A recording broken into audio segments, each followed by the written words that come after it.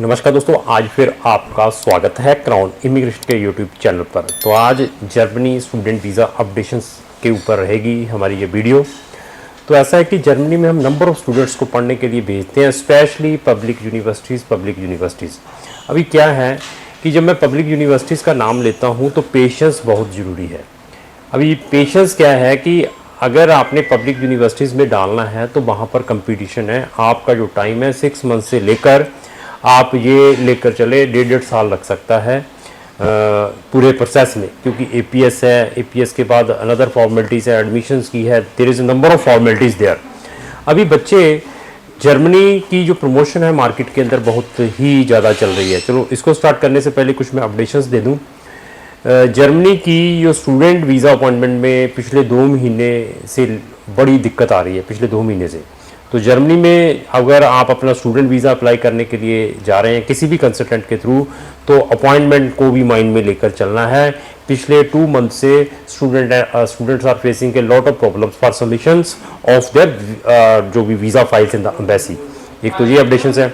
दूसरा, जर्मनी की family reunion जो वीज़ा अपॉइंटमेंट है वो अभी इजीली अवेलेबिलिटी है उनकी। अगर आपने अपना जर्मनी का फैमिली रियूनियन केस अप्लाई करना है तो इनकी जो अपॉइंटमेंट है इजीली आपको जर्मनी की मिल सकती है। और तीसरी अपडेशन ये है कि जो टेस्ट एज एग्ज़ाम है, मैं टेस्ट एज एग्ज़ाम गूगल कर सकते हैं किसके लिए एप्लीकेबल है, वो भी जर्मनी में ही चलता है जिन्होंने बैचलर करने के लिए जाना है।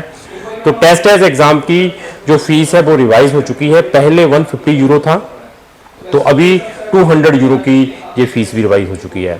थर्ड अपडेशन क्या है, लग्जमबर्ग और स्विट्ज़रलैंड, वहाँ की पब्लिक यूनिवर्सिटीज़ में पढ़ने के लिए जाना है तो उनकी जो लास्ट डेट है वो 30 अप्रैल है। तो 30 अप्रैल से पहले पहले इन दोनों कंट्रीज़ में आपने अप्लाई करना है। तो ये थी अपडेशंस। अभी आते हैं मेन जर्मनी की प्रमोशंस, प्रोपेगेंडा और मार्केट के अंदर ऐसी प्रमोशंस हो रही है तो सामने वाले को ऐसे लगता है कि जर्मनी का वीज़ा ऐसे ही एजेंट लगा देगा। तो जर्मनी के वीज़ा के लिए there is a lot of struggles. मैंने वीज़ा अपॉइंटमेंट भी बता दिया है। और जर्मनी में जाने से पहले मैं ये नहीं कहता कि मेरे पास आएँ, आप अपने लेवल पर एटलीस्ट रिसर्च तो करें, गूगल के ऊपर अच्छे कंसल्टेंटों की वीडियोस वॉच करें, thereafter take the decision, और वहाँ की पब्लिक यूनिवर्सिटीज़ में ही जाने की कोशिश करें। बहुत सारे केसेस ख़राब भी होते हैं, बच्चे भी फ्रस्ट्रेट हो जाते हैं, पेरेंट्स भी फ्रस्ट्रेट हो जाते हैं, क्योंकि 1.5 साल लगता है। वो 1.5 साल के बाद भी रिजल्ट पता नहीं क्या मिलना है, ये भी ऐसी सिचुएशंस भी आ सकती है। तो ऑलवेज जब भी जर्मनी में डालना है तो सब्स्टिट्यूशंस भी साथ में आपने ऑलवेज लेकर चलने हैं। तो अभी जर्मनी में है क्या, ये कुछ टेक्निकल मैं वर्ड यहाँ पर यूज़ करूँगा। अगर ऐसे टेक्निकल वर्ड्स के बारे में आपके कंसल्टेंट को नॉलेज है तो देन विदाउट इधर उधर देखे हुए उसको अपना केस दें। तो वो क्या है, टेस्ट एज एग्ज़ाम क्या है, एपीएस क्या है। अभी टेस्ट एज भी हो गया, एपीएस हो गया, 13 साल की स्टडी कहाँ पर एप्लीकेबल है, स्टूडेंट के लिए क्या है, एफएसपी एग्ज़ाम क्या होता है, किन के लिए एप्लीकेबल है, स्टूडेंट कुलीग कितने टाइप के होते हैं, इवन जो टेस्ट एज एग्ज़ाम है उसमें कौन कौन से टाइप्स हैं, ये सारी चीज़ों का नॉलेज होना बहुत ज़रूरी है। इवन ये सारा होने के बाद फिर आते हैं हम जूनियर असिस्ट में एप्लीकेशंस में बीपीडी क्या है, जूनियर असिस्ट के थ्रू कौन सी यूनिवर्सिटीज़ में अप्लाई कर सकते हैं, कौन सी डायरेक्ट यूनिवर्सिटीज़ हैं पब्लिक जो जहां पर आप डायरेक्ट एप्लीकेशंस डाल सकते हैं।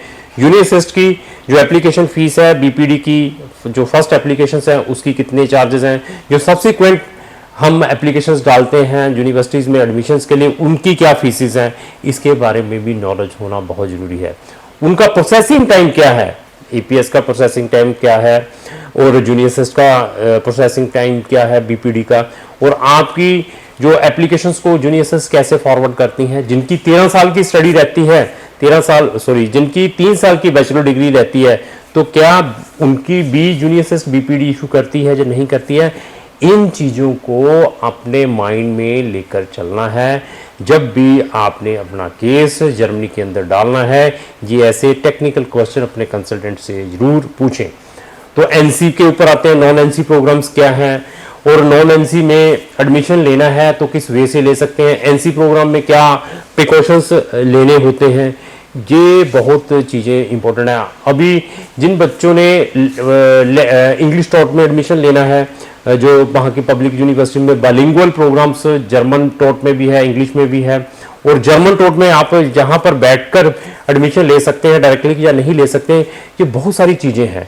और कुछ यूनिवर्सिटीज़ में आप डायरेक्टली उनके पोर्टल के ऊपर पब्लिक यूनिवर्सिटी में जिसकी कोई फीस नहीं अप्लाई कर सकते हैं बाई सिटिंग एनीवेयर। ऐसी सारी चीज़ों को आपने प्रिकॉशंस लेने हैं।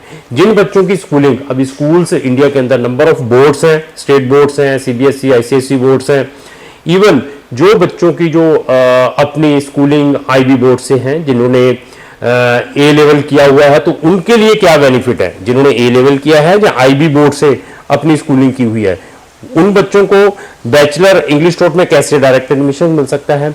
जो बच्चे सीबीएसई के, आईसीएसई के, स्टेट बोर्ड को, उनको किस टाइप की हर्डल्स को फेस करना पड़ता है, ये सारी चीजें वही बता सकता है जिन्होंने प्रैक्टिकली वहां की पब्लिक यूनिवर्सिटीज में बच्चों के एडमिशंस आइदर बैचलर इंग्लिश टोट में है, मास्टर इंग्लिश टोट में करवाए हुए हैं।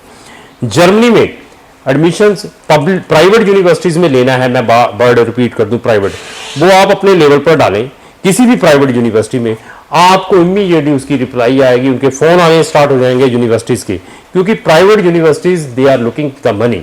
उनको मालूम है कि हमारे पास फीसें आनी है, एडमिशन हो गया, दे आर नॉट बॉदर्ड कि बच्चे का वीजा यहां पर हो रहा है या नहीं हो रहा है। इवन उनको मालूम होने के बावजूद भी उनको मालूम है कि हमारी यूनिवर्सिटी के नंबर ऑफ रिफ्यूजल्स यहां से जर्मनी के स्टूडेंट वीजा के मिल रहे हैं, even that they are not stopping their business. वो दड़ बच्चों को उनके एडमिशन डिस्ट्रीब्यूशंस कर रहे हैं। Last time Kotak Mahindra bank की बच्चों ने काफ़ी प्रॉब्लम फेस की, नॉट ए सिंगल स्टूडेंट, उसके अंदर भी बहुत सारे मतलब 50-60 स्टूडेंट अफेक्टेड हुए हैं। इवन इसी तरीके से जो बच्चे उन्होंने इंडिया से 12th की होती है, उन्होंने डायरेक्ट एडमिशन वहाँ की बैचलर डिग्री में डाला वहाँ के प्राइवेट यूनिवर्सिटीज़ में, तो उनको उस ग्राउंड के ऊपर भी रिजेक्शंस मिली है एम्बेसी से। अभी एम्बेसी ने जो जर्मन की यहाँ पर है वो रिमोस्ट्रेशन और अपील के राइट्स सारे के सारे बंद कर दिए हैं, तो उनके लिए क्या प्रिकॉशंस लेने हैं जिनका जर्मनी का वीज़ा रिफ्यूज़ हो जाता है। ये सारी की सारी टेक्निकल चीज़ें क्राउन इमिग्रेशन के थ्रू आपको मिल सकती हैं। इवन जर्मनी से जाने से पहले आपने जर्मनी का अपना स्टूडेंट वीज़ा का केस किसी को भी देना है, तो हमारी 2 प्ले लिस्टें हैं, study in Germany, free study in Germany और सक्सेस स्टोरीज ऑफ जर्मनी। इन दोनों प्ले लिस्टों के लिंक भी डिस्क्रिप्शन बॉक्स में लगाए हैं, वहां जाकर हमारी नंबर ऑफ वीडियोस जरूर वॉच करें। Thereafter take the decision कि आपने अपना जो केस है कौन से कंसल्टेंट को देना है। लास्ट में मेरी यही रिक्वेस्ट है कि अगर आपका कोई भी फ्रेंड जर्मन या जर्मन के अलावा भी किसी कंट्री में जाना चाहता है, उसको जो वीडियो जरूर शेयर करें। अगर आपको जो मेरी वीडियो अच्छी लगी उसको लाइक एंड शेयर करना ना भूलें। Thank you.